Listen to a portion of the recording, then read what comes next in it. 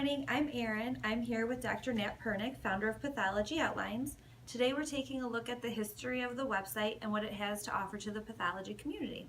Hi, Dr. Pernick, how are you? Good, Erin, thank you. Good. Can you tell me a little bit about yourself? Sure. I started in computers in the early 70s as a high school student and worked my way through undergrad and med school, and then, as it turns out, law school as a computer programmer.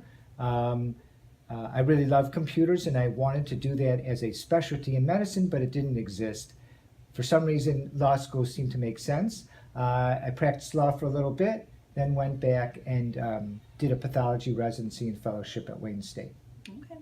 And why did you start Pathology Outlines?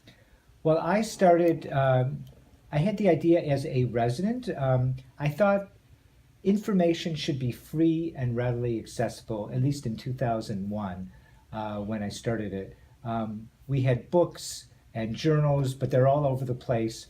And I was, like the book at the time was called Outlines in Pathology, which was a great book, but it was out of date. It was limited. There were no links. There were no pictures. And I thought, well, why not do something like this on the web? Very cool. How did you start it? Well, I started it in August 2001. I was at a family camp, and during the day when my kids were out playing, I just thought, oh, I'm just going to start writing. And I wrote the thyroid and parathyroid chapters.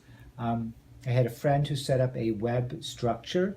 I wrote these documents in Word, and you could save it as an HTML file, and then I uploaded them to the web, and that was the site. Okay, cool. What changes have you made since you first started? Well, the main thing I think would be the textbook. So we not only have expanded to over 7,000 topics, we not only have text, but we have images and links to PubMed references. We have a much higher editorial quality. We have other authors. I now don't write very much, and we have an editorial board that oversees almost everything that's written.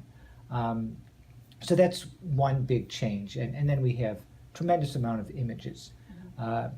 Second, we have an IT infrastructure that's very sophisticated, so it makes the site look much cleaner and goes much faster. It's more resilient to people trying to shut us down, crazy people. And when we want to make changes or add things, it's much easier.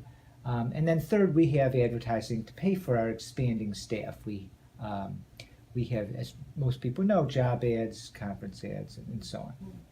And what are you working on now in 2017 for the website? I think the main things are we want more authors so we could do more updates. We want a bigger editorial board so that everything can be reviewed.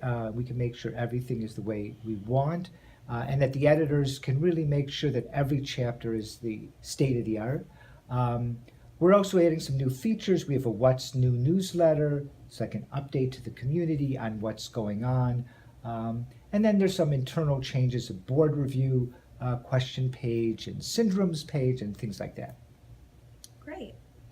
Thank you for chatting with me. This has been a chat with Dr. Pernick, founder of PathologyOutlines.com. Thank you for joining us. Thank you.